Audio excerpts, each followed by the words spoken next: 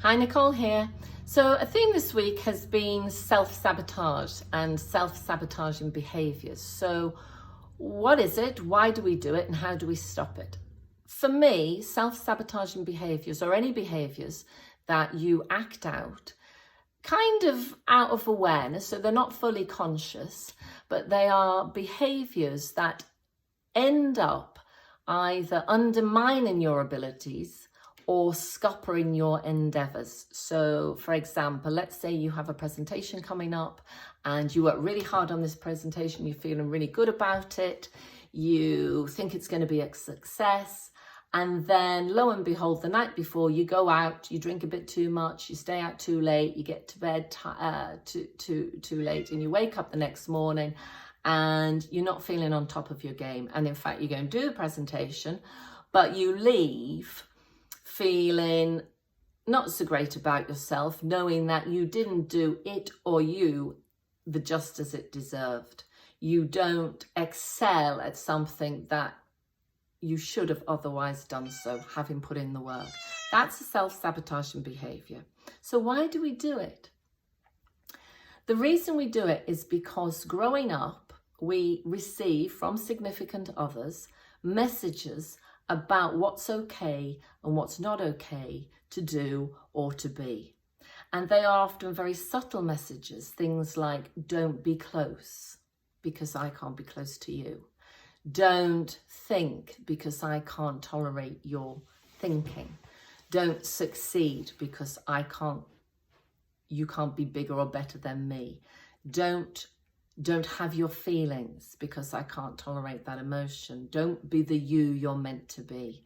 And this is not necessarily because, you know, those significant others set out to cause us harm.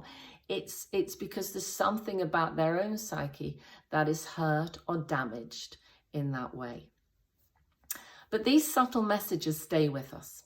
And so when we grow up and we hit adulthood, there is an unconscious understanding that to do something different might be a bit dangerous. To do something different might see us upset the other and may result in us being rejected, abandoned, unseen, unheard,